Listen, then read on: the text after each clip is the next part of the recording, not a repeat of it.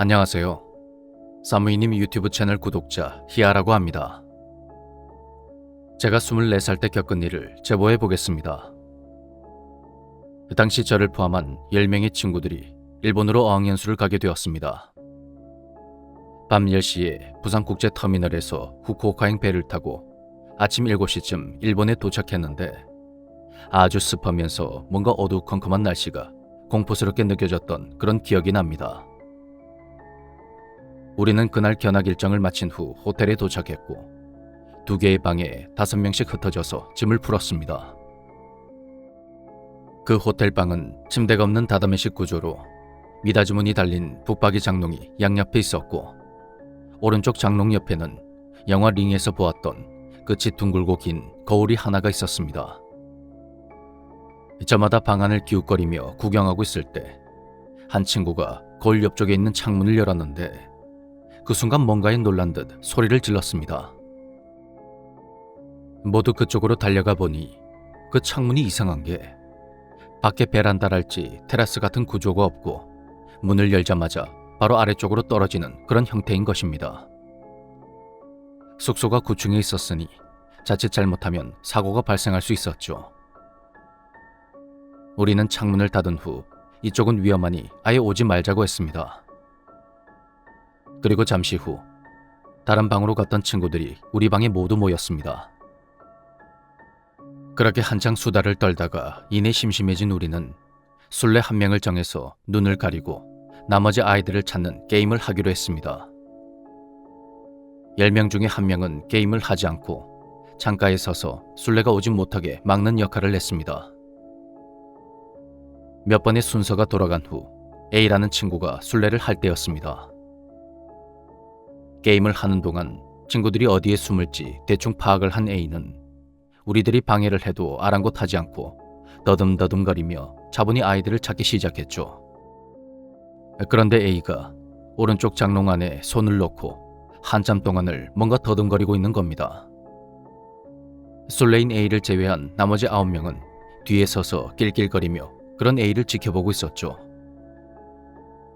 그러다 한참 후에 친구 하나가 애들이 다 나왔으니 그만하라며 A를 말렸는데 A가 하고 놀라면서 안대를 급하게 벗는 겁니다. 그 장롱 안에 누군가 분명히 있었단 말에 우리는 A가 이불을 만지며 착각한 거라 했고 그러자 A가 정색하며 말했습니다. 아니라니까? 입 막고 웃음 참는 것까지 다 느껴졌다.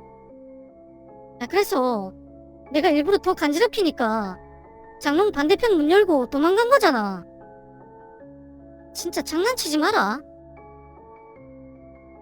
그렇게 A가 화를 내자 순간 정적이 흘렀고 놀란 아이들이 마구 소리를 치고 장롱 문을 열어보고 하면서 방 안은 아수라장이 되었습니다.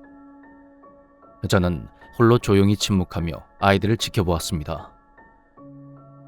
분위기가 심상치 않자 A가 어색하게 웃으며 장난을 친 거라고 했고 그러자 친구들 모두 웃음을 되찾게 되었죠. 그렇게 뭔가 적절히 공포스러운 분위기가 조성되자 우리는 불을 끄고 돌아가며 무서운 이야기를 시작했습니다. 저는 친구들의 이야기를 듣다가 어느 순간에 잠이 들었는데 그때 꿈을 하나 꾸었습니다. 사실 저는 어릴 때부터 저만의 징크스 같은 것이 하나 있는데 꿈에 뱀이 나오면 수일 내로 아주 불길하고 재수없는 일이 생긴다는 것입니다. 하필 그날 꿈에 뱀이 나왔는데 일본식 대중탕 한가운데에 엄청나게 큰 뱀 한 마리가 또아리를 틀고 있는 것입니다.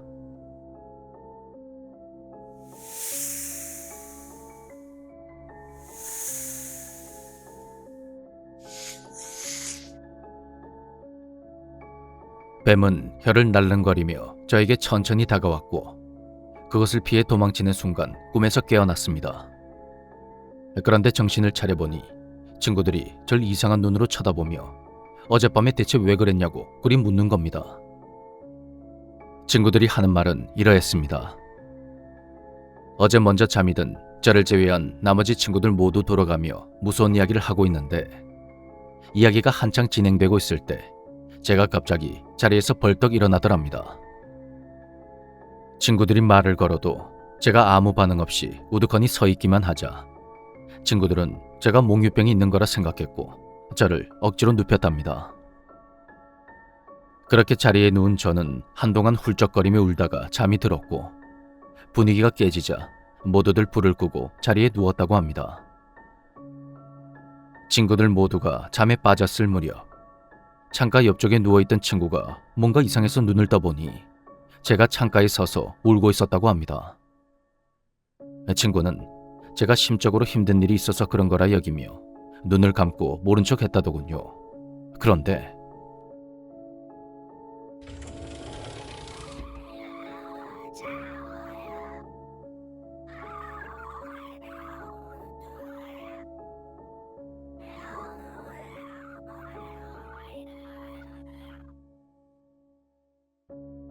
제가 갑자기 창문을 열더니 알아들을 수 없는 말을 그렇게 중얼거렸다고 합니다. 깜짝 놀란 친구가 곧장 일어나서 제 등을 토닥이며 달랬는데 제가 웃는지 우는지 모를 목소리로 이렇게 말했다고 합니다. 언니, 미안해.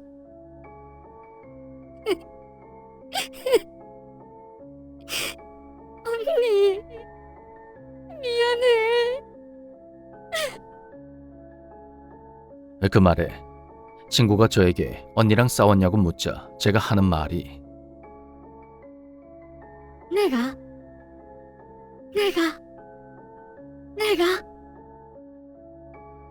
그런 저의 반응에 슬슬 짜증이 났던 친구는 창문을 닫고 몸을 돌려 누웠습니다.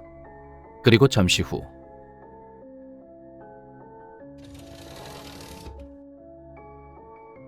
제가 창문에 몸을 한번 쿵 부딪힌 후 문을 열더니 9층 아래쪽으로 제 상체를 왔다 갔다 했다는 겁니다. 친구들은 무릎 높이까지 세워진 그 벽이 없었다면 분명히 아래로 떨어졌을 거라 했습니다. 내가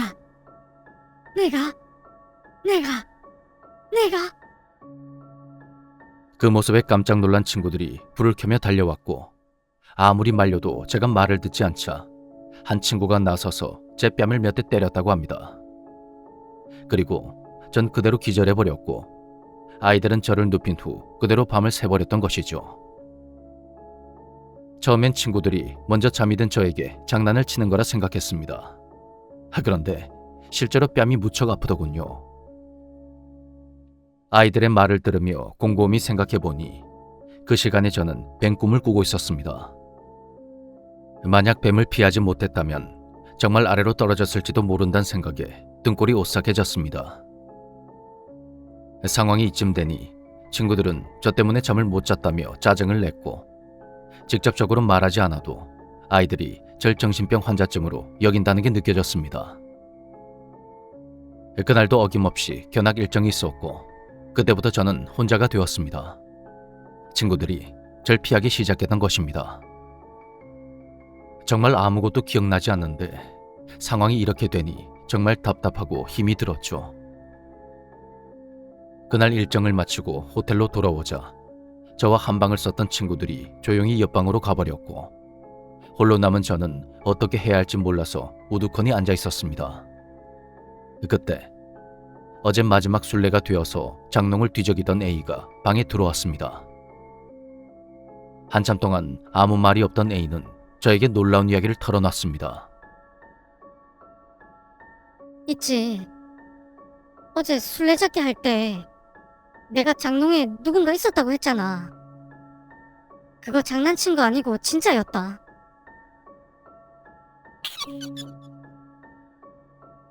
진짜로 어떤 애가 장롱 구석에 숨어서 손으로 입을 막고 계속 킥킥거리고 있었다. 내가 누구냐고 빨리 나오라고 하면서 일부러 더 간지럽혔는데 걔가 그러더라고.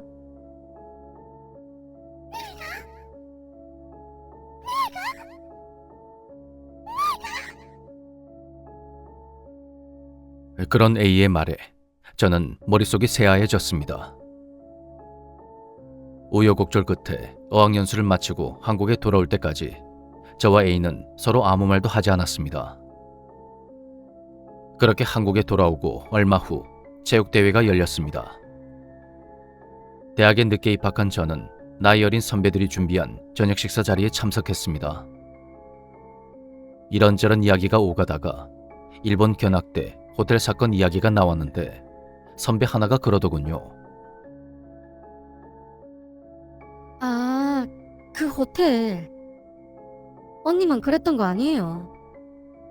저도 이미 졸업한 선배들한테 들은 거라 자세히 모르지만 예전에 선배들도 어학연수 갔을 때 그 호텔에 배정됐었어요. 선배들이 술 마신 뒤에 불 끄고 진실 게임 했는데 밖에서 자꾸 이상한 소리가 들렸다는 거예요. 그래서 선배들은 우리 목소리가 너무 큰가 보다 하고 조용히 이야기하다가 각자 자리 잡고 누워서 불을 껐는데 또다시 이상한 소리가 들렸던 거죠. 또 그날 밤에 화장실에서 물소리가 나서 어떤 선배가 잠에서 깼는데 분명히 소리가 나는데 화장실 불이 꺼져 있더래요. 누가 불도 안 켜고 화장실에 갔나 하고 지켜보고 있었는데 갑자기 화장실 불이 확 켜졌대요. 조명 버튼은 화장실 밖에 있었는데 말이에요. 그 선배 그대로 기절했다가 아침이 다 되어서 정신 차렸는데 교수님하고 친구들이 그 선배를 과 대표한테 맡겨두고 견학을 간 거예요. 알고 보니까 그 선배가 밤새도록 현관문 앞에 서서 문고리를 계속 돌리고 있었던 거죠. 옆에서 다른 선배들이 말리고 말을 걸어도 아무 반응이 없어서 결국에 교수님까지 모셔와서 그 선배 겨우 자리에 눕힌 후에 교수님 재량으로 견학을 빼고 하루 쉬게 하기로 한 거죠. 그 선배가 현관 앞에 서 있을 때 같은 말을 계속 반복했다고 했어요. 내가? 이렇게요. 그리고 그 선배가 있었던 문제의 그 방이 초인종이 고장나서 버튼을 누르면 벨 소리가 안 나고 딸깍딸깍하고 버튼 누르면 소리만 들리더래요. 그러니까 밤새도록 밖에서 누가 계속 초인종 버튼을 눌러서 그 딸깍거리는 소리가 들렸던 거죠. 무섭죠? 어우 소름 끼쳐. 거기까지 이야기를 들은 우리는 할 말을 잃고 말았습니다. 따돌림을 당하던 저는 그 이후로 한순간에 인싸가 되었죠. 그 후로 시간이 흐르고 흘러 친한 언니들과의 모임 자리에서 제가 일본에서 겪었던 일을 이야기해 주었는데 그 자리에 있던 어떤 언니가 모임 후에 언니 그리고 내가 이 두 단어와 발음이 비슷한 일본어를 찾아서 번역을 했다고 하는 겁니다. 언니와 비슷한 발음의 온니라는 단어를 찾아보니 그것은 우리말로 탈취하다라는 뜻이었고 내가라는 단어는 우리말로 헐값이라는 뜻이었습니다. 그러면서 언니는 그 호텔에 있던 귀신이 사람들에게 빙이 되어서 네 목숨을 헐값에 탈취하겠다는 뜻으로 온니, 내가 그와 비슷한 단어를 반복하지 않았을까 그렇게 추측했습니다. 대체 그 호텔에서 무슨 일이 있었던 것이며 학교 선배와 제가 겪은 일은 어떻게 설명할 수가 있을까요? 그때 그 일을 생각하면 아직도 소름이 돋습니다. 마지막으로 이 이야기를 함께 듣고 있을 우리 맥주파 정말 사랑합니다.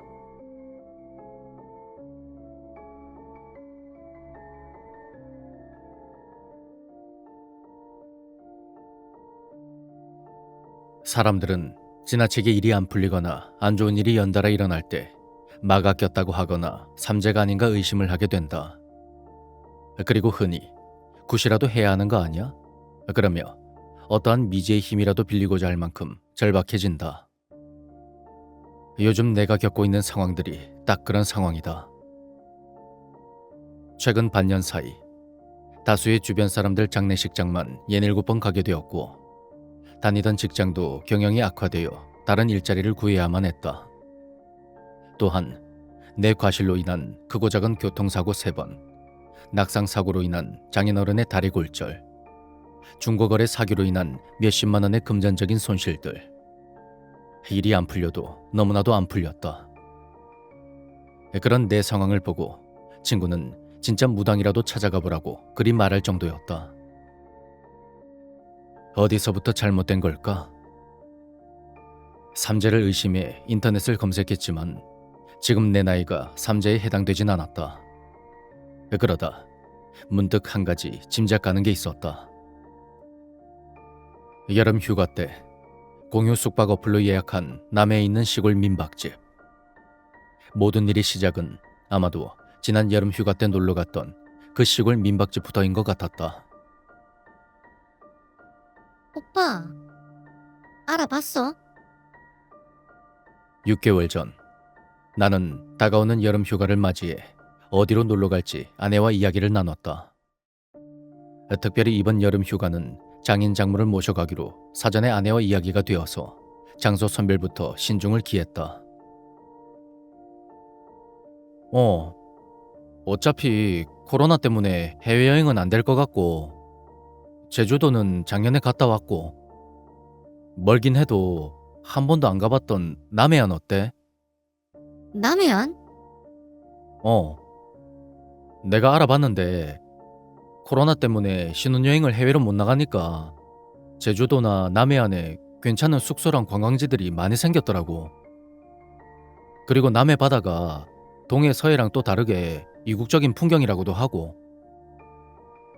근데 오빠, 우리가 갈 때가 여름 극성수기인데 숙소 요금 많이 비싸지 않을까? 지금부터 한번 알아봐야지. 그래도 1박에 50만 원까지는 안 하겠지. 사실 국내 관광지 숙소 요금이 생각보다 비싼 건 알고 있었다. 그래도 모처럼의 여름 휴가고 장인 장모도 모시고 가는 만큼 어느 정도 돈을 지불할 용의가 있었고 나름 호기롭게 검색을 해봤다. 하지만 여름 극성수기 관광지 숙소 요금은 상상을 초월했다.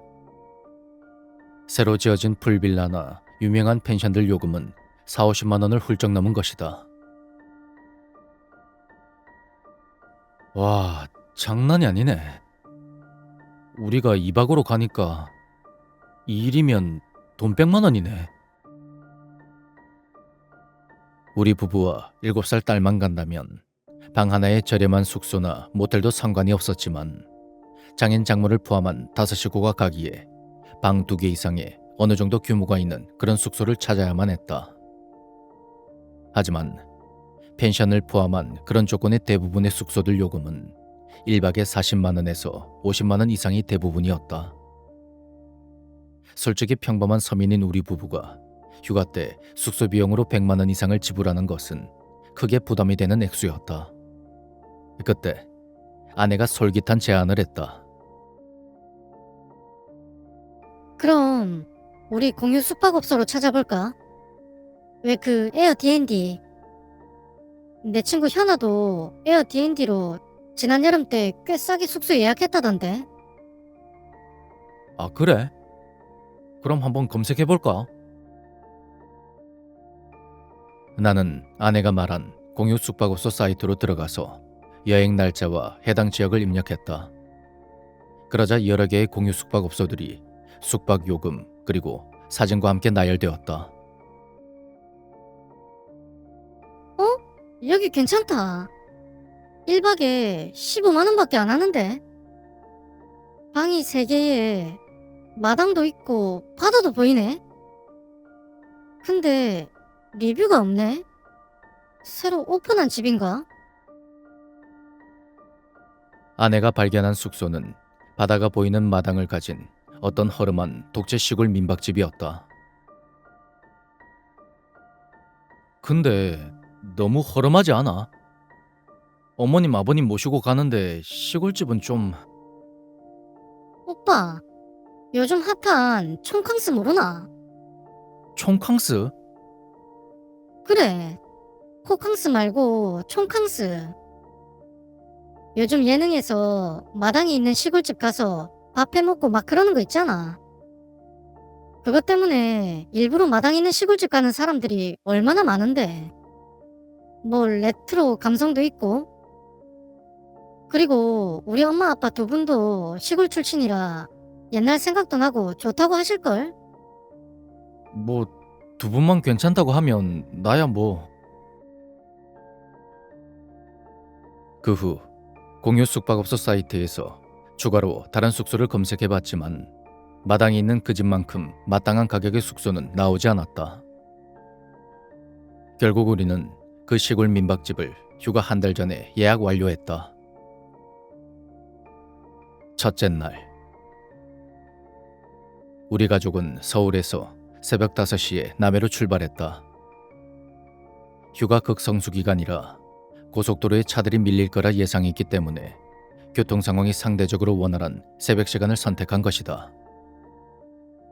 남해안 숙소 근처 어시장에 도착하니 시간은 어느덧 9시가 되었다.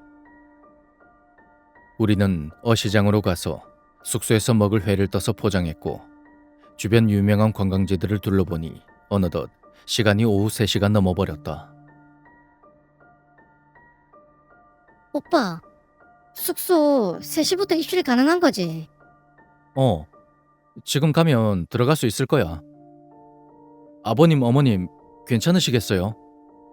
여기 숙소가 옛날 시골집을 개조한 곳이라 좀 불편하실 수도 있을 텐데. 아유, 이서방, 상관하지 마라. 이 양반이야, 자기 좋아하는 회랑 술만 있으면 어디든 상관 있겠어. 그리고 나도 오랜만에 이런 시골집에 오니까 옛날 생각나고 좋네. 아니 여보, 사위 앞에서 사람을 왜 그렇게 무안을 주나? 내가 회랑 술을 좋아하는 건 사실이지만 어디서든 막 자고 그런 사람 아니야. 엄마야, 엄마야. 여보, 이서방한테 자기 술 먹고 실수한 이야기 들려줘? 에헤이, 됐다 마. 이서방, 그냥 나는 술이랑 회만 있으면 어디든 상관이 없네.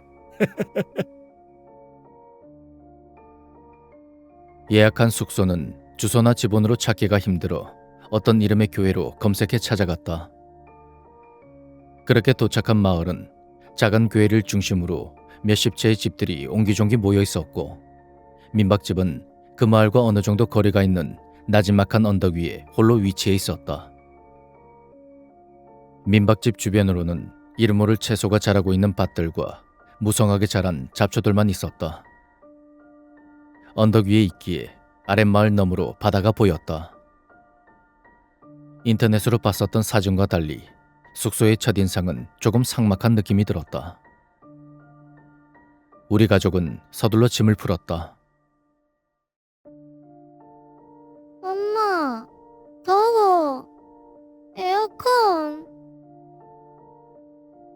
8월의 무더운 여름이라 7살 딸 시윤이는 더위에 지쳐 에어컨을 틀어달라고 성화였다. 아내는 에어컨 리모컨을 찾아 전원 버튼을 눌렀다. 잠깐만.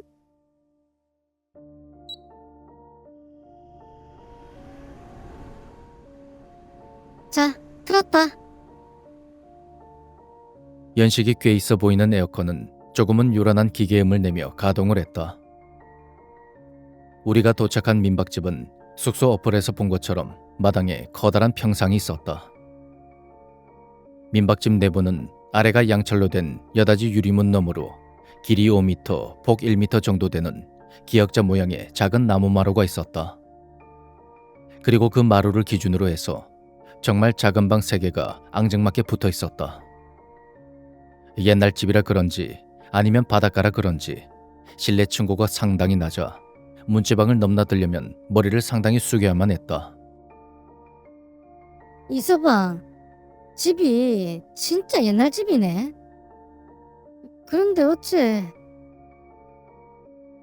장모님은 약간은 떨떠름한 표정으로 말했다. 엄마, 그래도 요즘은 촌캉스라고 해서 일부러 이런 집들 묵고 그러는 게 유행이다. 그래도 여기 벽지랑 장판도 새로 했고 화장실도 이 정도면 뭐 나름 깨끗하구만. 아내는 장모님의 불편한 심기를 읽었는지 나 대신 집에 대해 장점을 열거했다. 나 또한 장모님의 의중을 이해했다. 왜냐면 나 역시 처음 접한 이 집 느낌은 뭔가 따뜻하거나 정겹기보다는 말 그대로 삭막하고 꺼림칙했던 것이다. 하지만 집이 오래되거나 낡아서 그런 것이 아닌 그 이유를 명확히 설명할 수 없는 왠지 전체적인 느낌이 그러했다. 더운 날씨에 흘린 땀을 씻어내기 위해 샤워를 하고 우리 가족은 잠시 휴식을 취했다. 어느덧 7시가 지나자 저녁 노을이 바닷가 방향으로 예쁘게 물들었다. 이서방, 한잔 해야지. 장인께서는 날이 어두워지자 냉장고에 넣어둔 회와 소주를 꺼내셨다. 그런 장모는 사위 운전해서 피곤할 텐데 또 술을 권한다고 뭐라고 했다. 아유, 술 좋죠. 아버님 한잔 하시죠.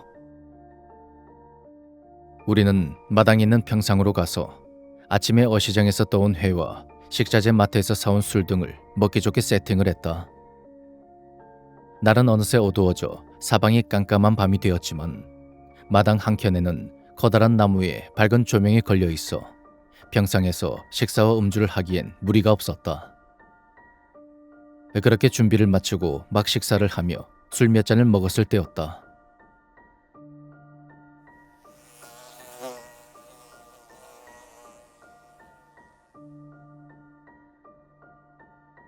어디선가 기괴한 곤충 소리와 함께 조명 주변으로 날벌레 한두 마리가 날아다녔다. 아빠, 벌레. 벌레라면 기겁을 하는 딸 시윤이는 벌레를 피해 내 뒤쪽으로 몸을 숨겼다. 녀석, 이 하레비가 나쁜 벌레 다 잡아줄게. 걱정하지 말고 먹어. 술이 좀 들어간 장인께서는 호기롭게 마루 위에 있던 파리채를 들고는 벌레가 날아다니는 조명 아래쪽으로 다가갔다. 아빠, 조심해. 아내 역시 벌레를 극도로 싫어하기에 비명 섞인 소리를 내질렀다. 예끼! 애 엄마가 돼서 아직도 벌레를 무서워하면 어째? 그렇게 호기롭게 말을 하고 장인은 날아다니는 벌레를 향해 파리채를 서너 번 휘둘렀다. 하지만 바로 그 순간 아이고, 벌이다. 다들 피해라. 장인께서 갑자기 소리를 지르며 머리 위로 막 파리채를 휘두르면서 조명 반대쪽으로 내달리셨다. 그 순간 조명 아래쪽에는 서너 마리가 아닌 10마리 이상의 커다란 벌로 짐작되는 무수한 곤충들이 더욱 기괴한 소리를 내며 불규칙하게 날아다녔고 그중 한두 마리가 평상에 있는 우리 가족들을 향해 돌진했다.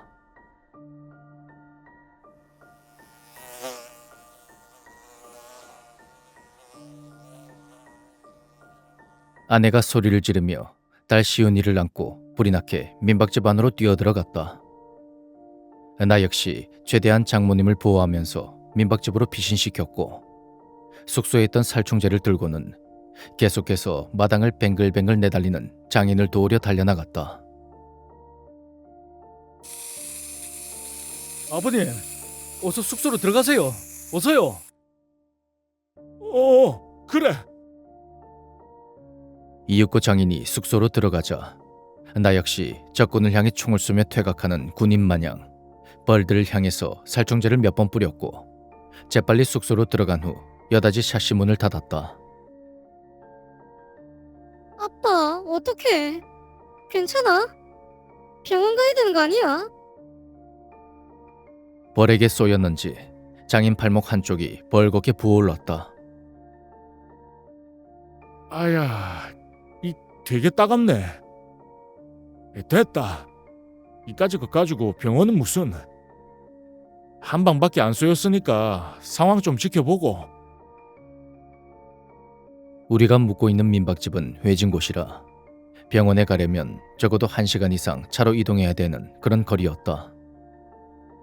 운전을 할 줄 아는 장인과 나는 모두 술을 마신 음주 상태여서 운전은 불가능했고 그렇다고 택시를 불러도 올 것 같지 않았다. 아빠, 많이 아프면 119라도 부를까? 아이고, 됐다 마. 모처럼 놀러 왔는데. 우선 오늘 자보고. 그나저나 저렇게 많은 벌들이 날아다니는 건 근처에 벌집이 있나 본데. 아닌 것이 아니라 유리문 너머로 보이는 나무에 걸린 조명 아래에는 10마리 이상의 무수히 많은 벌들이 화가 난 듯 빠른 상태로 비규칙적인 경로로 비행하며 그렇게 날아다니고 있었다. 근처에 벌집이 있는 것이 분명해 보였다. 오빠, 여기 민박집 주인한테 전화해서 따져야 되는 거 아니야? 벌집이 있으면 제거를 하거나 아니면 벌들이 있다고 주의를 주던가. 화가 난 아내의 외침에 장인 장모는 민박집 주인이 일부러 그랬겠냐고 이를 키우지 말고 조용히 있다 가자고 말했지만 나 또한 다음에 묵을 사람들을 위해서라도 이 사실을 말하는 게 맞다고 생각했다. 내가 전화해볼게. 몇 번의 핸드폰 수신임이 울리고 민박집 주인이 전화를 받았다. 예, 여보세요. 전화를 받은 상대방의 목소린 60대가 넘었으리라 짐작되는 중년의 남성이었다. 저기 사장님, 오늘부터 이틀 동안 언덕 위에 민박집에 묵기로 한 투숙객인데요. 아, 안녕하세요. 근데 어쩐 일로? 저기 혹시 마당에서 양봉을 하시거나 아니면 근처에 벌집이 있습니까? 아니요. 손님들이 묵는 민박집인데 양봉은 하지 않죠. 그리고 근처에 벌집 있는 건 못 봤는데. 왜 벌들이 있나요?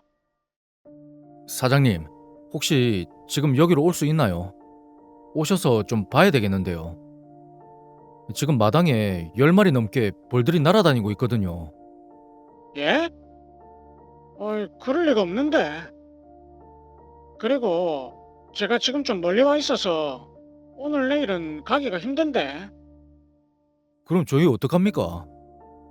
119라도 불러서 어떻게 좀 해결 좀 해주세요. 저 손님, 죄송한데 119에서 우리 마을까지 오려면 1시간이 넘게 걸릴 겁니다.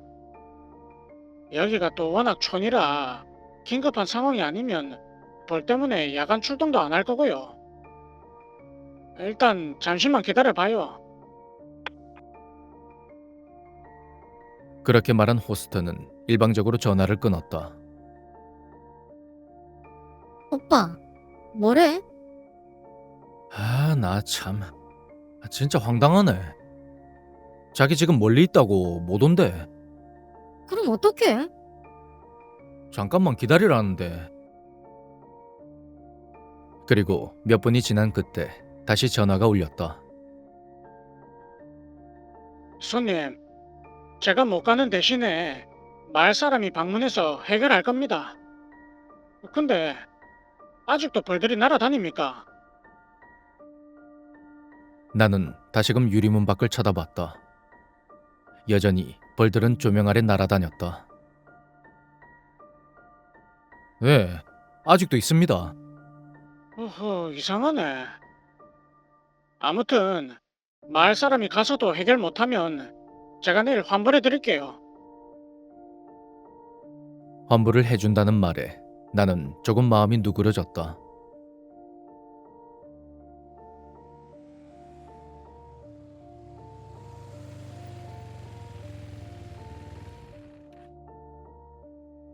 그렇게 전화를 끊고 또 몇 분이 지나자 아랫마을 어귀에서 오토바이로 짐작되는 불빛이 어둠을 비추며 숙소 방향으로 올라왔다. 벌이 있다고요? 오토바이에서 내린 이는 정리가 안 된 더벅머리에 새마을 운동 마크가 새겨져 있는 초록색 모자를 쓰고 있는 40대 중년의 남자였다. 딱 봐도 이곳에서 농사를 짓는 그런 사람인 것 같았고 어두운 마당에서도 얼굴이 붉어 보이는 게 술이라도 한잔 한 것만 같았다. 나는 홀로 조심히 문을 열고 마당 쪽으로 나왔다. 벌이 어디 있습니까? 아, 저기 나무에 걸려있는 조명 아래요. 남자는 나무라는 말에 잠시 흠칫 놀라더니 내가 가리키는 조명을 천천히 바라봤다. 그러더니 어디요? 없는데? 저기 날아다니는 벌 안 보입니까? 나는 다시금 조명 아래쪽을 가리키다가 황당한 광경에 입을 다물어 버렸다. 조금 전 분명 조명 아래 거칠게 날아다니던 10여 마리 벌들은 온데간데 없고 하루살이나 모기 같은 조그만 곤충들만 몇 마리 날아다니는 것이다. 사장님, 도시에서 살아서 모르나 본데 저거 벌 아니고 모기랑 하루살입니다. 아니에요. 분명 조금 전까지 꽤 많은 벌들이 날아다녔습니다. 남자는 오토바이 의자를 들더니 거기서 커다란 랜턴을 꺼내 나무를 비롯해서 조명 주변과 집 주위를 돌아다녔다. 나는 내 말이 사실이라는 걸 증명이라도 해야 한다는 그런 의무감으로 그 남자의 뒤를 쫓으며 벌들을 찾으려 애를 썼다. 그거 봐요. 없잖아요. 남자의 말처럼 벌들은 전혀 보이질 않았다. 내가 뭐라고 말을 하려는 순간 남자는 핸드폰을 꺼내서 어딘가로 전화를 했다. 이장님, 그 집에 벌 없어요. 그 나무 주변 다 확인했다니까요. 예. 그렇게만 해주면 돼요. 예, 알겠어요. 예, 끊어요. 나는 그 나무라는 말이 조금은 거슬렸지만 잠시 후 남자는 어느새 마당에 나와 있는 장인을 보며 이렇게 말했다. 벌은 없는데, 근데 벌에 쏘이신 분 있다면서요. 장인 또한 나와 마찬가지로 갑자기 사라진 벌들을 찾기라도 하듯이 나무에 걸린 조명 아래쪽을 서성거리고 있었다. 저기 아버님, 벌 쏘인 것 좀 보여주세요. 여기. 그런데 놀라운 일이 벌어졌다. 사라진 벌처럼 조금 전에 붉게 부어오른 장인의 팔목은 언제 그래낸 듯 흔적도 없이 깨끗한 것이다. 어디 물리셨는데요? 이거 분명히 물렸는데. 진짜 이상하네. 남자는 짜증나는 표정으로 더운지 초록색 모자를 벗어 땀을 식히듯 부채질하며 말했다. 말씀하신 벌 없으니까 전 이만 갈게요. 그래도 불안하면 제가 쑥이라도 뜯어서 모기뿌리라도 해드릴까요? 나와 가족들은 귀신에 홀리기라도 한 듯 괜찮다고 사양했다. 그리고 혹시 모르니까 저기 드시고 계신 술 한 병만 좀 쓸게요. 예? 남자는 내가 대답하기도 전에 먼저 평성에 있는 술병을 들고 뚜껑을 딴 다음 조명 아래쪽부터 해서 집 주변 여기저기 술들을 뿌렸다. 저기 뭐 하시는 겁니까? 양밥 치는 거예요. 양밥요? 나는 양밥이라는 생소한 단어에 의아해하며 물었다. 이상한 일 겪으셨다고 하니까 혹시 이 집 터주신 장난치는 거 아닌가 하고요. 예? 남자는 그 다음 어떤 말도 없이 남아있는 술들을 집 곳곳에 따른 후 오토바이에 올라타고 시동을 걸었다. 자, 술들 적당히 드시고 그럼 갑니다.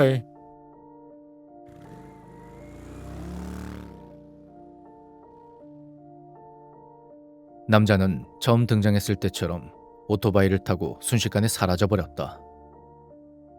그렇게 남자가 떠난 후 남겨진 우리 가족들은 마치 귀신이라도 홀린 듯 멍하니 조명 쪽을 바라보고 있었다. 아버님, 술 한 잔 더 하셔야죠. 나는 침울한 분위기를 환기시키듯 그렇게 밝게 말했다. 그래. 그러나 이미 가라앉은 분위기는 좀처럼 다시 밝아지지 못했고 그날 저녁 술자리는 그렇게 어영부영 마무리되었다. 그렇게 우리 가족은 잠자리에 들었다. 방의 배정은 침대가 있는 안방은 장모님과 딸 시은이가 자고 코를 심하게 구는 장인이 가운데 방, 그 다음 부엌 및 화장실과 접해 있는 끝방은 나와 아내가 잤다. 둘째 날 새벽,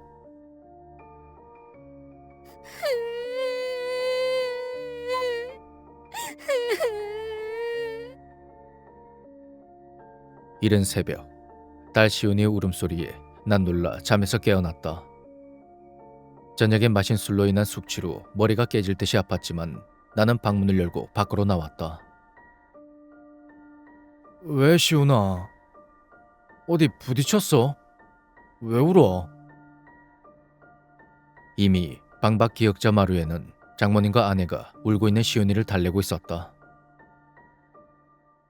아니, 저기 밖에.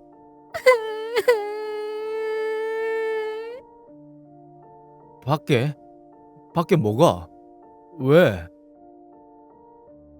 시간은 아직 6시가 채 안 되었고 유리문 너먼 마당에는 아직 동이 트기 전이라 푸른 어둠이 깔려 있었다. 그러나 어둠 속에서 별다른 특이점을 발견하지 못했다. 저기 나무 위에 하얀 옷 입은 어떤 여자가 나 누워봤어. 딸 시윤이의 말은 홀로 소변을 보러 마루를 걷다가 문득 마당 쪽을 쳐다보니 누군가 나무 위에서 자신을 노려보며 웃고 있었다는 것이다. 난 재빠르게 마당으로 나가 나무 위 쪽을 바라봤다. 하지만 어제 문제가 있었던 꺼진 조명이 달려있는 나무 위엔 아무것도 없었고 난 혹시나 딸 시윤이가 커다란 새를 잘못 봤을까 생각을 하고 그 주변을 둘러봤다. 시훈아, 아빠가 나갔는데 아무것도 없어. 나 분명히 봤어. 엄마, 나 이 집 너무 무서워. 울고 있는 딸 시윤이를 토닥이며 안고 있던 아내는 날 향해 어떻게라는 듯 쳐다봤지만 나 역시 마땅한 대안이 있는 게 아니라 모르겠다는 제스처를 취했다. 바로 그 순간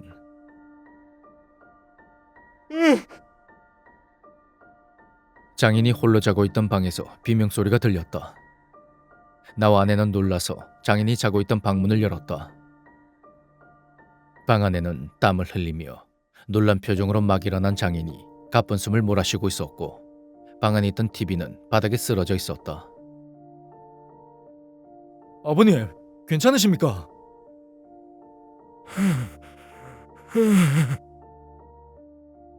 장인은 한참 동안을 멍하게 있다가 목이 마른지 냉수를 찾았고 장모님이 떠온 냉수를 단숨에 마셨다. 그리고 마치 싫은 기억을 털어내는 듯 고개를 절레절레 저으며 방에서 나와 마루에 털썩 주저앉았다. 오빠, TV 액정 깨졌는데. 그런 아내의 말을 듣고 TV를 보니 탁자 모서리에 넘어지며 찍혔는지 액정이 거미줄 마냥 금이가 있었다.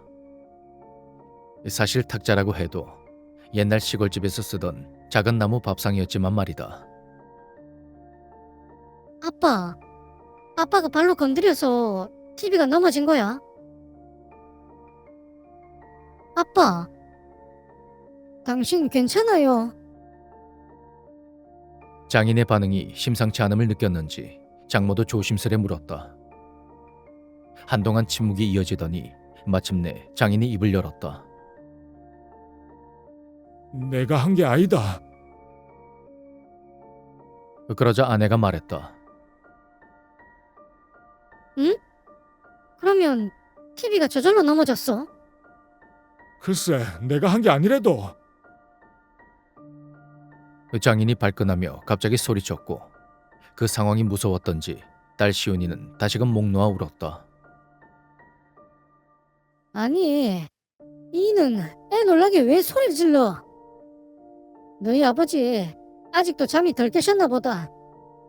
시윤이 데리고 어서 방에 들어가서 잠 좀 더 자라. 그렇게 장모가 애써 분위기를 수습하며 눈짓으로 자리를 피해달라는 신호를 보냈다. 한 성격 하는 아내도 억울하고 화나기는 마찬가지라 뭐라고 말을 하려다가 이내 딸을 안고 쌩안이 안방으로 들어가 버렸다. 나 역시 그 자리에 계속 있기가 거북해서 저 어머님, 무슨 일 있으시면 바로 부르세요. 그래. 이서방도 피곤할 텐데 들어가서 더 자라. 예.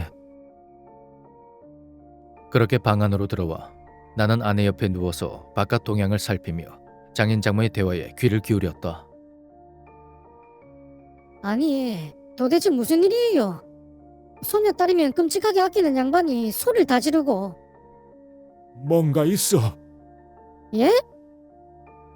이 집 뭔가 있어. 그 다음은 목소리가 워낙에 작아서 장인 장모의 대화의 문맥을 엿들을 수가 없었다. 단지 중간중간에 꽹과리, 하얀 옷, 술, 널뛰기 같은 짐작이 안 되는 단편적인 단어만 간간히 들려올 뿐 그 뜻을 짐작하기가 어려웠다. 그렇게 한두 시간을 더 자고 다시금 일어나자 장모께서 간단한 아침을 차려놓으셨다. 장인도 아침의 일이 미안했던지 딸 시온이를 안고 공주님 하면서 다독여 주었다. 엄마, 아빠 아침에 도대체 왜 그런 거래? 악몽 꿔서 그랬대. 무슨 악몽을 꿨길래 멀쩡한 TV까지 박살냈대? 저거 고치는데 돈 많이 들어갈까? 주인한테 사정 잘 말해봐야지. 뭐 설마 새 거 사달라고 하겠어? 근데 아빠 가위에 눌린 거래? 나중에 말해줄게. 점심때 시은이 데리고 바다 간다며. 어휴, 밥들 먹어라. 배고프겠다. 나는 장모가 뭔가 숨기는 것 같은 말을 돌리는 느낌을 받았지만 애써 모른 척 아침밥을 먹는데 열중했다. 그렇게 식사를 마치고 숙소 근처에 있는 해수욕장에 가려고 준비를 하는데 자네 장인이 몸이 안 좋다고 하니까 셋이서 갔다 온나. 내랑 자네 장인은 집에 있을게. 왜 엄마? 같이 가지. 아빠 몸 많이 안 좋아? 아니, 어제 4시간 넘게 차 타고 오느라 피곤한 것 같고 아빠도 어제 그 이상한 벌 때문에 놀래서 가위에도 눌린 것 같고. 걱정하지 말고 셋이서 오붓하게 갔다 온나. 차도 없어서 어디 가시기 불편할 텐데 진짜 괜찮으시겠어요? 아유, 걱정하지 마. 그렇게 나랑 와이프 그리고 딸 시온이는 장인 장모를 숙소에 놔둔 채 해수욕장으로 향했다. 그리고 6시간 후 우리 가족은 해가 뉘엿뉘엿 넘어가는 5시가 다 되어서야 숙소로 돌아왔다. 엄마, 우리 왔어. 숙소로 돌아온 아내가 소리 높여 장인 장모를 불렀다. 하지만 어찌된 영문인지 숙소는 인기척이 전혀 느껴지지 않고 주죽은 듯 고요했다. 엄마, 아빠. 아내가 숙소 방문 이곳저곳을 열며 재차 소리쳤지만 여전히 아무 소리도 들리지 않았다. 두 분 안 계셔? 어디 가셨지? 차도 없는데. 핸드폰으로 전화해봐. 아내가 핸드폰을 꺼내서 장모님께 전화를 걸었다. 그렇게 몇 번의 신호음이 울리고 장모님이 전화를 받았다. 여보세요? 엄마, 어디야? 수화기 넘어 장모님께서는 장인과 함께 마을에 잠깐 산책하러 내려가셨다고 그리 말씀하셨다. 그리고 지금 바로 올라간다고 했다. 그리고 몇 분이 지나자 두 분께서 천천히 걸어오셨다. 저기, 오늘 우리 여기서 묵지 말고 서울에 올라가면 안 될까? 근처 가게에서 사왔다는 수박을 자르며 장모님이 조심스럽게 말했다. 왜 엄마? 무슨 일 있어? 아니, 집터가 센지 너네 아빠 가위에도 눌리고 어제 좀... 에이 엄마, 집터가 세기는 뭐가 세? 지금 좀 있으면 저녁인데 올라가기에는 좀 그렇지. 오빠 운전하기도 힘들 텐데. 아버님 많이 불편하세요? 아니, 불편한 것도 불편한 건데 내가 꿈자리가 하도 사나워서 마을에 내려가서 이 집에 대해서 여기저기 물어봤거든. 예. 근데 마을 사람들이 뭔가 숨기는 것처럼 다들 말을 잘 안 하더라고. 그때 때마침 이 마을 사람이 아닌 택배 배달하는 기사 양반이 있길래 내가 물었는데 네네. 뭐래요? 자기도 이 일을 한 지 3년밖에 안 돼서 잘은 모르는데 단지 이 집이 자기가 처음 이 마을에 왔을 때부터 사람이 안 살던 버려진 폐가였다고 하네. 아빠, 그냥 사람이 안 살아서 버려진 집이면 크게 문제될 건 없잖아. 그냥 오늘만 어떻게 자고 내일 아침 일찍 떠나자. 어제 못 먹었던 회랑 술 한잔 하시고. 장인은 뭔가 말을 더 하려다가 장모가 무슨 눈치를 주자 입을 다물어버렸다. 다행히 아내는 딸 시윤이를 챙기느라 그 모습을 보지 못했고 난 무슨 사정이 있겠거니 그런 생각이 들었지만 굳이 말씀하기를 꺼려하는 듯 느껴져 더 이상은 묻지 않았다. 그러면 우리 오늘 올라갈까요? 오빠, 아니, 나도 이 집 뭔가 쎄한 게 좀 그렇더라고. 시윤이도 아침에 이상한 거 봤다 그러고. 그런 딸 이야기가 효과가 있었는지 아내는 좀 전처럼 강하게 반박하지 않았다. 다들 재미있자고 놀러 왔는데 일부러 고생하면서 있을 필요는 없잖아. 어머님, 아버님, 지금 출발해서 서울 올라가시죠. 자네 운전하는데 힘들지 않겠나?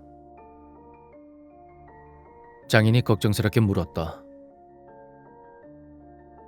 아까 해수욕장에 가서 집사람이랑 시윤이 바다에서 놀 때 저는 낮잠을 좀 잤거든요. 아, 그래. 그래도 힘들면 내랑 운전 교대하자고. 예예. 힘들면 말씀드릴게요. 그렇게 우리 가족은 급히 떠날 준비를 하며 짐을 챙겨 차에 집어넣었다. 빠뜨린 게 없나 다시금 확인을 하고 출발하자 시간은 저녁 7시가 넘은 어두운 저녁이었다. 오빠. 근데 TV 액정 깨진 거 주인한테 말해야 되는 거 아니야? 그리고 오늘 숙소에서 안 먹고 서울로 출발한다고도 말하고. 그래. 내가 전화해볼게. 나는 숙소 주인에게 전화를 걸었다. 하지만 웬일인지 전화를 받지 않았고 그렇게 몇 통을 더 전화를 걸어도 받지 않자 문자로 간단히 사정을 설명한 후 연락을 달라고 보냈다. 그렇게 2시간 정도 지나자 차가 전라북도 모 휴게소에 정차했고 때마침 민박집 주인에게서 전화가 걸려왔다. 예, 여보세요? 손님, 이렇게 가시면 어쩌란 겁니까? 민박집 주인은 다소 상규된 목소리로 말했다. 저 TV 액정 파손 때문에 그러시는 겁니까? 수리하시고 비용 나오면 영수증 찍어서 보내주십시오. 제가 다 변상하겠습니다. 아니, 그것도 그건데 예약을 2박 3일로 했으면 내일 올라가야지 맞는 게 아닙니까? 이렇게 그냥 가버리면 저희가 곤란해지지 않습니까? 나는 뭐가 곤란하다는 건지 당최 이해를 못하고 다시 설명을 했다. 아, 그거는 제가 문자로 남긴 것처럼 장인어른께서 몸이 좀 안 좋아지셔서요. 아, 됐고요. 멀리 안 가셨으면 다시 민박집으로 오세요. 나는 갑자기 나의 말을 끊고 고압적으로 자기 말만 하는 숙소 주인의 행태에 화가 나기 시작했다. 저기 사장님, 저희가 2박 3일을 예약하긴 했지만 하루를 묵든 이틀을 묵든 저희 자유 아닙니까? 막말로 TV 액정 깨진 것도 할 말이 있습니다.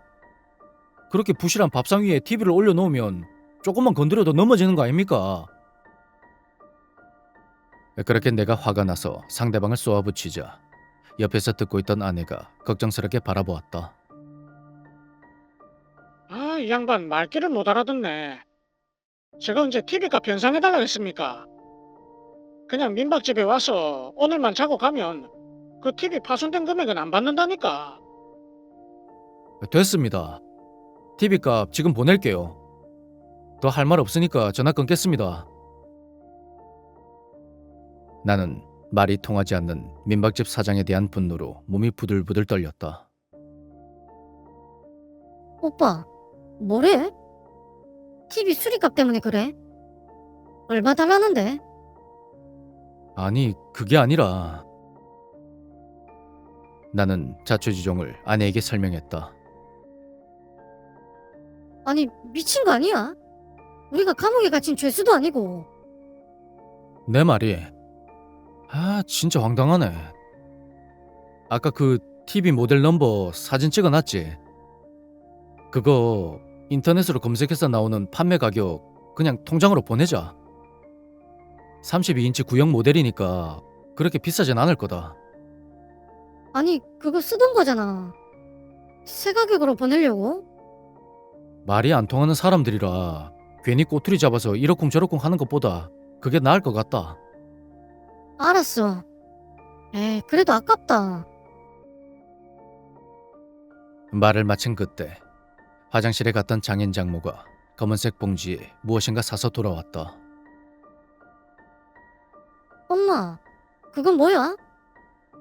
아, 소금. 소금은 왜? 그때 장인이 나서서 말했다. 그 집이 뭔가 좀 찜찜하기도 하고 원래 여행처럼 멀리 객지에 있다가 집으로 다시 갈 때는 작귀들 들러보지 말라고 이렇게 온몸에 소금을 뿌려서 정화하는 기다. 그렇게 말씀을 한 후 장인과 장모는 소금을 한 주먹 쥐고 가족들의 몸에 힘차게 뿌렸다. 나는 장인의 입에서 나온 그 작귀라는 이질적이고 낯선 단어와 행동이 어제 저녁 마을 사람이 술을 뿌리며 말한 양밥이란 단어와 묘하게 매치되며 이상한 기분이 들었다.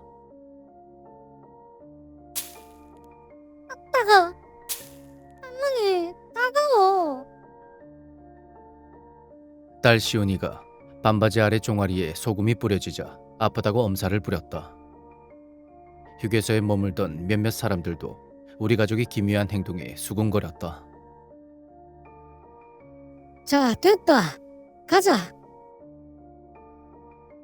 따가운 주변 시선을 의식해 검은 봉지에 있던 소금을 다 뿌리자마자 우리 가족은 서둘러 차에 올라타 다시금 서울로 향했고 밤 12시가 넘어서야 무사히 집에 도착했다.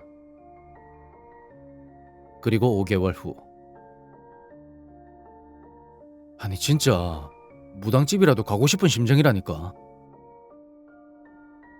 회사 회식에서 술을 어느 정도 마신 나는 동료 직원들에게 그렇게 하소연을 했다. 그때 내 이야기를 관심 있게 듣던 같은 팀 박 대리가 심각한 목소리로 물었다. 저기 이 차장님, 여름에 놀러 간 곳이 분명히 땡땡군이라고 했죠. 거기 고속도로 나와서 차로 1시간 정도 더 들어간 바닷가 보이는 작은 마을이었어. 왜?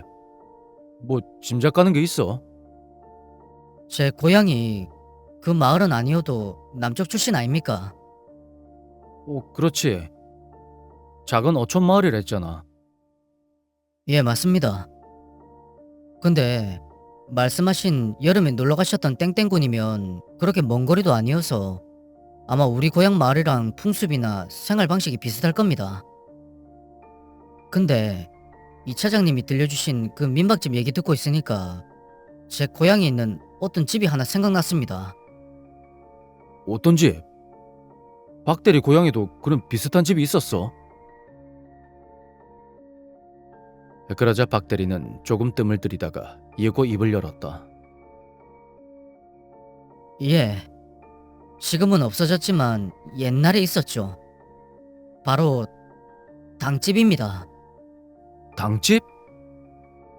이 차장님, 혹시 선앙당이라고 들어보셨죠? 선앙당? 잘은 모르는데 들은 봤지. 저희 지역에서는 마을 위 고갯마루에 성황신을 모시는 선앙당과 선앙나무가 있었습니다. 그리고 그곳 바로 근처에 마을 무당이 사는 당집이 있었고요. 아마 제 생각이 맞다면 마을 위 언덕에 홀로 있는 그 집이 무당이 살았던 당집이 아닌가 생각됩니다. 그리고 조명이 걸려 있었다는 그 커다란 나무는 아마 선앙나무가 아닌가 생각되고요. 박 대리의 말은 이러했다. 자기 고향 어촌 마을에는 붕어와 안전을 기원하는 무속신앙이 있어 멀리 나가서도 보일 수 있게 마을 높은 곳에 선앙당이 있었다는 것이다. 그리고 그곳을 관리하는 무당들의 거처인 당집이 바로 근처에 있어 마을의 대소사를 관리했다는 것이다. 근데 이게 좀 애매한 게 제 고향도 그렇고 지금은 선앙당이나 당집이 거의 사라지고 없습니다. 그건 또 왜?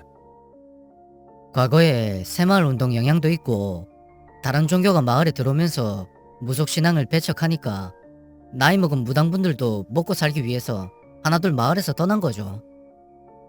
아니, 무속신앙을 배척하고 그러면 그 집을 철거하거나 나무를 베야 하는 게 맞는 거잖아. 에이, 차장님도 혹시 동티 난다는 말 못 들어보셨어요? 동티? 네, 동토라고도 하는데 건드리지 말아야 할 것을 훼손하면 벌 받는 건데 그 대표적인 게 선앙당을 부수거나 당산나무를 자르는 그런 행위예요. 순박한 시골 마을 사람들이 아무리 다른 종교로 개종해도 민간신앙 같은 거 무시 못하죠. 이야기를 듣다 보니 하나둘 퍼즐이 맞춰지는 것 같았다. 마을 중앙에 위치한 교회와 마을 이장이라는 민박집 사장이 왜 그렇게 우리를 그곳에서 묵고 가라고 난리였는지. 과연 우리가 묵은 집이 진짜 무당이 살던 집이고 그로 인해서 우리 가족이 단체로 환영을 본 곳일까? 여담이지만 장인이 병원에서 퇴원 후에 뜻밖의 이야기를 듣게 되었다. 장인이 가위에 눌렸던 그날 밤 꿈을 꾸는데 꿈속에서 사방에서 요란한 꽹과리와 징소리가 들리며 어떤 하얀 서복을 입은 기괴한 여인이 장인 배 위에서 구슬하듯 방방 널뛰고 있더라는 것이었다. 사실 장인 고향도 신주단지를 모시는 것으로 꽤 유명한 마을이라 무속적으로 남들보다 밝으셨는데 그 꿈을 꾸고 이 집이 과거 당집이 아니겠는가 그렇게 추측을 하긴 했다고 한다. 그리고 얼마 전 아내가 나에게 핸드폰으로 사진 하나를 보여줬다. 그것은 바로 포털 사이트 인터넷 지도 로드뷰 사진이었다. 거기에는 5년 전 날짜에 흉과 수준으로 보이는 민박집의 과거의 모습이 찍혀 있었고 지붕에는 대나무 깃대에 무당집을 알리는 하얀색과 빨간색 깃발이 바람에 나부끼고 있었다.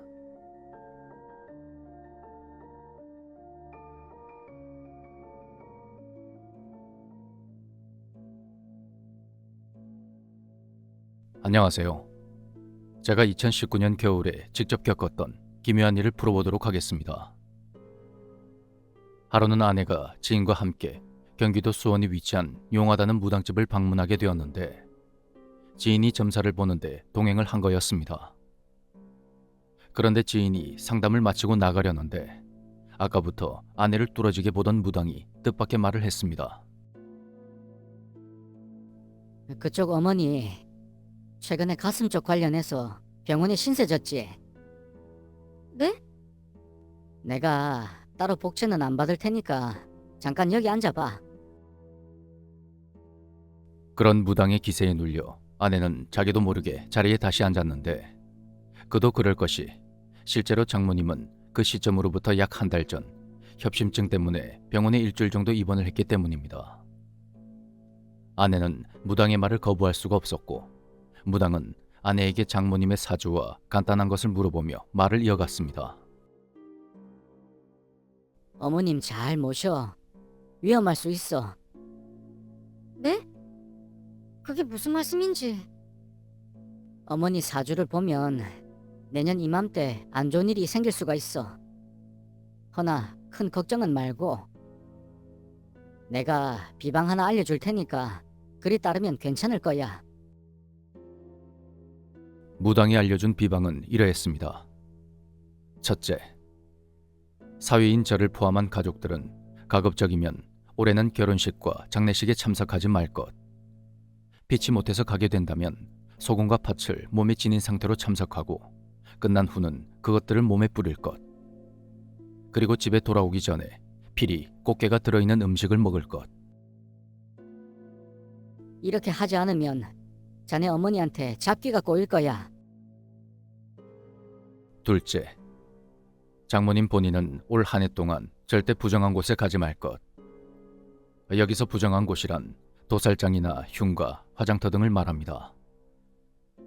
셋째, 장모님 속옷을 1년간 한 달마다 새 것으로 사입고 입었던 속옷은 불에 태워버릴 것. 이렇게 해야 잡기 같은 부정한 것들이 꼬이지 않아. 넷째, 올해가 끝나기 전 가족 구성원 모두 장모님을 모시고 반드시 바다 건너편에 있는 곳에서 하룻밤을 자고 올 것.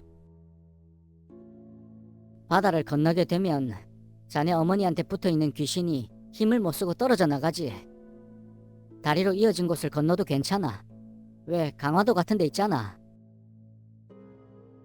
아내는 그런 무당의 말을 반신반의했지만 특별히 부적을 쓰거나 구슬하라고 요구하는 것도 아니었고 더군다나 복제까지 받지 않는다고 하니 알겠다고 했답니다. 아내는 복제를 지불해야 뒤탈이 없다는 지인의 말에 따라 무당분에게 3만 원을 지불하고 돌아왔습니다. 에이 여보, 괜한 짓 했네.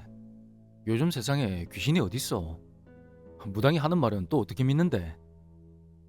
그게 다 마음 힘든 사람을 교묘하게 속이고 현혹하는 사기라고.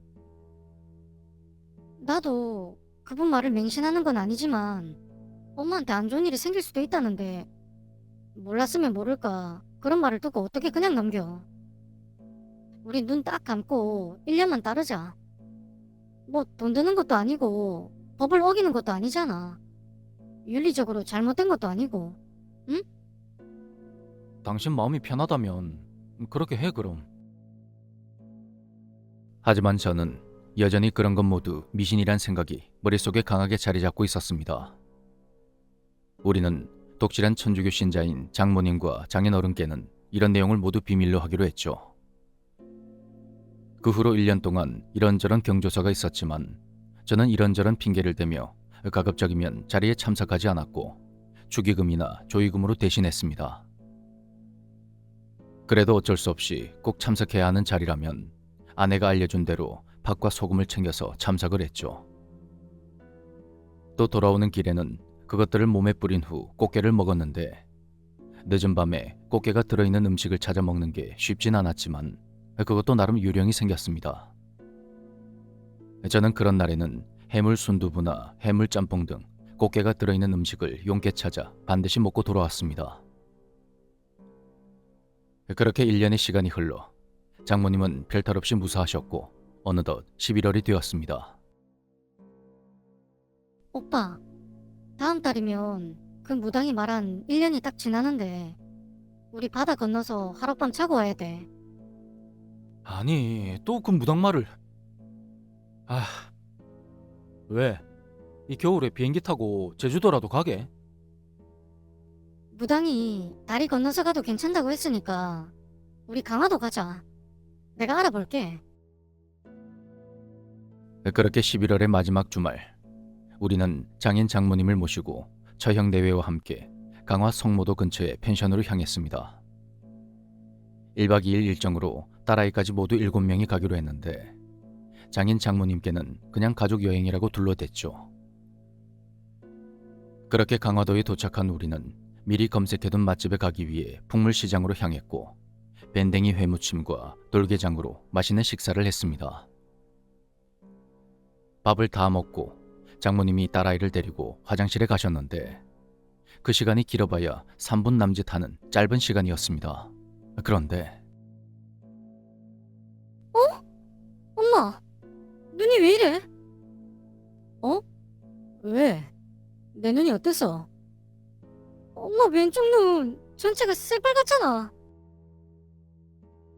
아내와 처형은 기겁했지만 정작 장모님 본인은 영문을 모르는 듯 했습니다.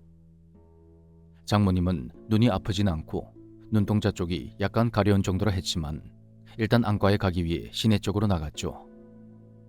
하지만 토요일 오후라 그런지 진료를 보는 곳이 없었고 검색 끝에 차로 40분 거리에 있는 김포 신도시에 안과 한 곳을 찾을 수가 있었습니다. 엄마, 어디에 부딪혔어? 화장실에서 무슨 일 있었어? 어? 아무 일도 없었는데? 좀 이상한 일이 있긴 했지. 왜? 화장실에서 나오는데 덩치가 큰 여자가 무슨 죄 지은 사람처럼 고개를 푹 숙이고 들어오더라고. 요즘 세상이 하도 무서우니까 혹시 가발 쓴 남자 아닌가 하고 유심히 쳐다봤지. 그 여자도 내 시선을 느꼈는지 고개를 들더라고. 근데 이상한 게 남자는 아니었는데. 근데 왜? 아니 그 여자가 립스틱을 입술선 바깥쪽으로 두껍게 칠해가지고 날 쳐다보더니 희죽희죽 웃는 거야. 아유 순간적으로 얼마나 겁나던지 웬 미친 여자가 다 있네 하고 빨리 나와버렸지. 그런 장모님의 말에 무언가 떠오른 저는 보조석에 앉아있는 아내를 힐끗 쳐다봤고 아내도 저와 같은 생각을 했던지 심각한 표정을 지어 보였습니다. 엄마, 눈 아프진 않아? 안 아파. 괜찮아. 그럼 안과 가서 진료받고 상태 괜찮으면 그냥 펜션 가는 게 어때? 그래. 모처럼 가족 여행 왔는데 내 때문에 못 가면 안 되지. 병원에서 괜찮다고 하면 성모도 가자. 다행히 장모님은 경미한 결막하 출혈 증세였는데 세균이나 혈압, 재채기 등으로 순간적으로 눈동자가 빨갛게 변할 수 있다고 하더군요. 안구나 시력에 이상이 있진 않고 시간이 지나면 저절로 나아진다는 의사 선생님의 말에 모두 놀란 가슴을 쓸어내렸습니다. 그리고 우린 상의 끝에 성모도로 향했습니다.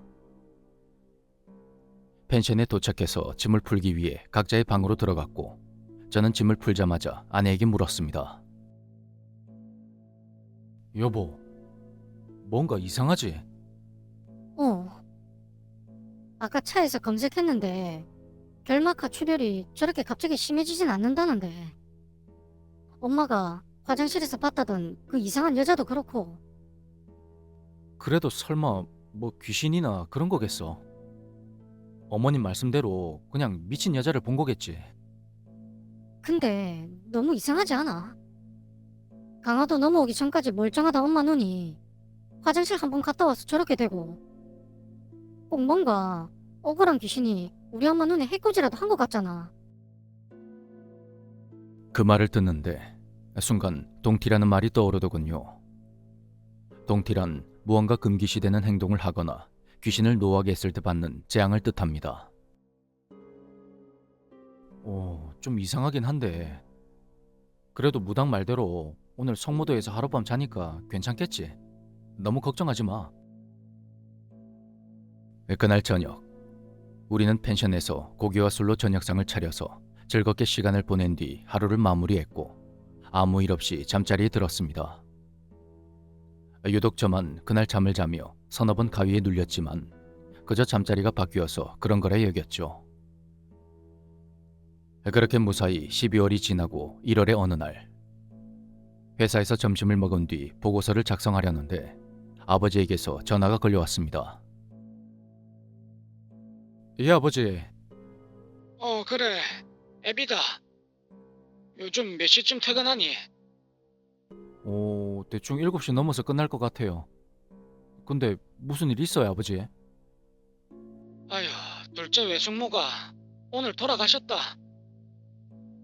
퇴근하면 준비해서 장례식장으로 와야 돼. 위치는 내가 문자로 남겨놓으마. 뜻밖의 부고를 들은 저는 당황했습니다. 지난 추석 때 많이 편찮으시단 이야기는 들었는데 이렇게 갑작스레 돌아가실 줄은 꿈에도 몰랐습니다. 몇 년 전 어머니가 돌아가신 후 혼자 사시는 아버지는 대중교통을 이용해서 먼저 장례식장으로 가셨는데 연세가 7순이 넘어서 제가 가급적이면 운전하지 마시라고 했거든요. 아내는 다른 일로 지방에 내려가 있었고 저는 혼자서 구로에 있는 대학병원으로 갔습니다. 퇴근 후에 장례식장에 도착하고 보니 시간은 밤 9시쯤 되었습니다.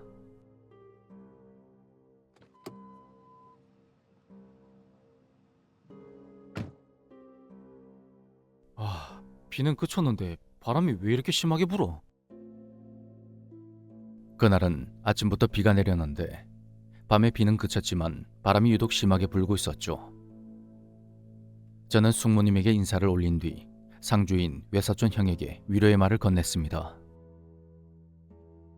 형, 이게 대체 무슨 일이에요? 어떻게 이렇게 갑자기? 4달 전에 건강검진에서 췌장암을 발견했는데 그때 이미 말기여서 손 쓸 겨를도 없이 이렇게 됐다. 연락이라도 자주 드렸어야 했는데. 형, 외숙모 좋은 곳으로 가셨을 거예요. 그래, 고맙다. 저는 아버지와 함께 장례식장에 2시간 정도 머물렀고 자정 무렵 아버지를 모시고 본가로 향했습니다. 주변의 친척이나 가까운 지인들이 세상을 떠날 때마다 아버지는 많이 침울해 하셨는데 그날은 유독 더 우울해하고 힘들어 하시는 것 같았습니다. 그날따라 아파트 주차장에 차가 많아서 주차를 하려다 보니 지하 5층까지 내려가게 되었고 엘리베이터를 타기 위해 로비 쪽으로 들어선 순간 저는 크게 놀라고 말았습니다. 새벽 1시가 다 되었을 때라 당연히 아무도 없을 거라 생각했는데 웬 여자가 엘리베이터를 기다리고 있었던 것입니다. 이상하게도 버튼을 안 눌렀는지 엘리베이터가 1층에 서 있더군요. 저는 위쪽 화살표 버튼을 누르면서 여자를 힐끗 쳐다봤습니다. 긴 생머리를 한 여자는 고개를 푹 숙이고 있었고 술에 취해서 서 있는 상태로 조는 건가 싶었는데 그게 아니었습니다. 그녀는 고개를 푹 숙인 상태로 어깨를 가늘게 떨고 있었는데 마치 작게 흐느껴 우는 것 같은 그런 모습이었습니다. 무슨 사연이라도 있는 건가 싶었던 저는 시선을 다른 데로 돌렸고 그때 엘리베이터가 도착했습니다. 지하 5층입니다. 저와 아버지가 먼저 타자 그녀도 우리를 뒤따라 천천히 안으로 들어왔고 제가 18층 버튼을 먼저 누르자 여자가 13층을 눌렀습니다. 맞다. 아버지, 저 잠시 편의점에 좀 들렀다 갈게요. 그래. 저는 아내의 당부대로 미리 준비해간 팥과 소금을 떠올렸고 그것을 몸에 뿌리기 위해 1층을 눌렀습니다. 1층에 내려 아무도 없는 구석 쪽으로 가서 팥과 소금을 몸에 뿌린 저는 편의점에 들러 캔맥주와 안주거리를 샀습니다. 아파트 현관으로 와보니 엘리베이터는 본가가 있는 18층에 멈춰 서 있었고 저는 엘리베이터 버튼을 누른 뒤 휴대폰을 쳐다보고 있었죠. 새벽 1시가 넘었을 때라 쌓인 피로감이 몰려왔습니다.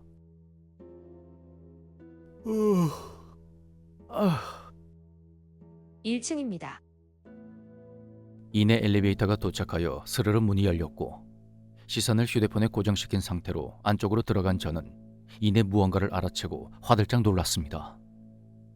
아무도 없을 거라 생각했던 엘리베이터 안에 누군가가 있었는데 놀랍게도 아까 지하 주차장에서 마주쳤던 그 여자였던 것입니다.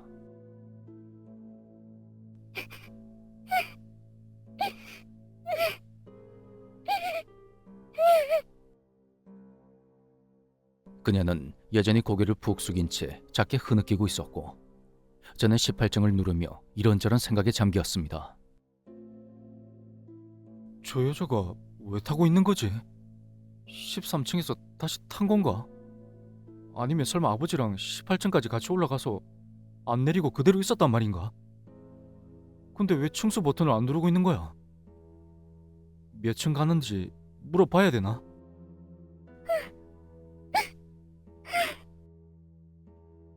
여자는 45도 각도로 제 앞쪽에 서서 여전히 작게 흐느끼고 있었고 그녀의 정체가 궁금하면서도 무서웠지만 위치상 얼굴을 직접 볼 수가 없었습니다.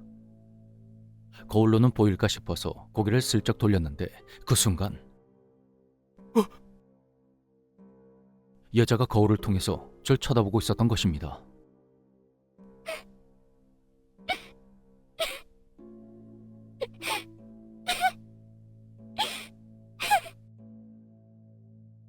자세히 보니 그녀는 긴 머리를 늘어뜨리고 고개를 푹 숙인 채 웃고 있었습니다. 마치 아주 재밌는 걸 본 것처럼 말입니다. 입술선을 넘어서 기괴하게 칠해져 있는 새빨간 립스틱, 그리고 아니 그 여자가 립스틱을 입술선 바깥쪽으로 두껍게 칠해가지고 날 쳐다보더니 희죽희죽 웃는 거야. 얼마 전에 갔던 강화도 여행에서 장모님이 화장실에서 목격했던 바로 그 여자의 모습과 똑같았던 것입니다. 그것을 깨닫는 순간 온몸에 소름이 돋았고 저는 눈도 깜빡거리지 못한 채 그대로 얼어붙고 말았습니다.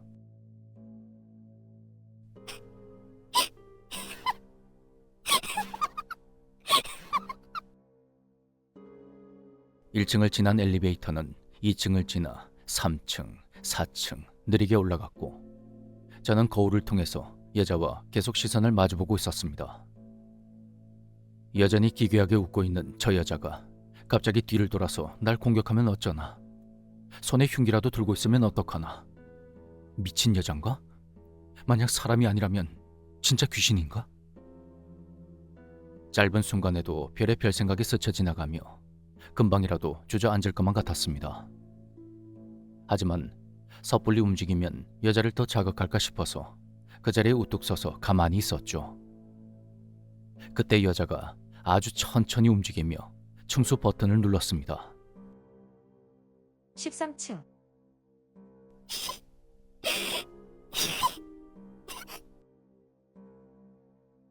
무미건조한 안내음과 여자의 웃음소리가 묘하게 뒤섞이며 빈 공간을 울렸고 여자는 여전히 거울로 저를 바라보며 웃고 있을 뿐 다른 행동은 취하지 않았습니다.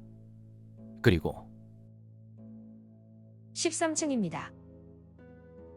서서히 문이 열리자 여자는 밖으로 천천히 걸음을 옮겼고 그녀가 완전히 밖으로 나가자 저는 미친 듯이 요동치는 심장을 부여잡으며 닫힌 버튼을 세게 눌렀습니다. 그런데 문이 막 닫히는 순간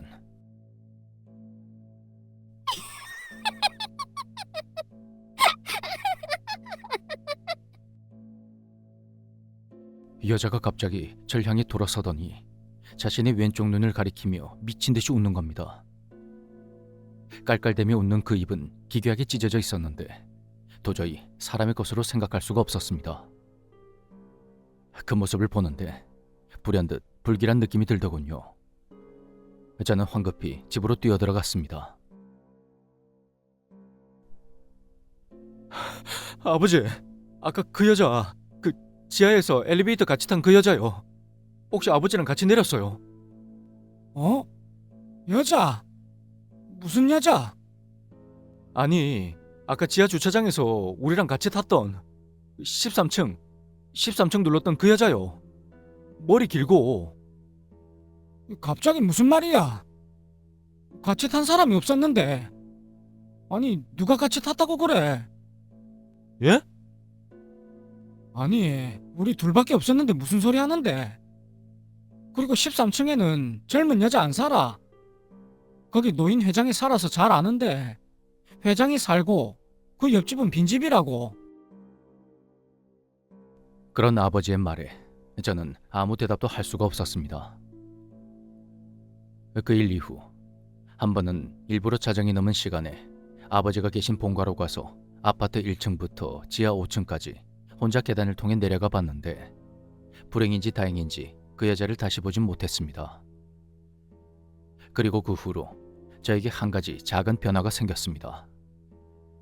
가끔 옆눈으로 까만 형체가 보이는데 재빨리 시선을 돌리면 아무도 없는 겁니다. 그리고 무선 이어폰으로 휴대폰에 저장해둔 음악을 듣고 있으면 아주 가끔 생전 처음 듣는 여자의 목소리가 코러스를 넣기도 하더군요. 수십 번을 넘게 들은 익숙한 음악이라 그런 코러스가 애초에 없었는데 말입니다. 그 소리에 놀라서 다시 반복해서 들어보면 또 그 소리가 사라지고 없더군요. 제가 특별히 영적인 기운이나 영향 같은 것이 있는 사람도 아니고 그런 일이 심하진 않아서 지금은 무시하고 살고 있지만 글쎄요. 언젠가 또다시 아주 무서운 일을 겪게 된다면 그때 다시 쌈무의 사연을 제보하게 되겠죠.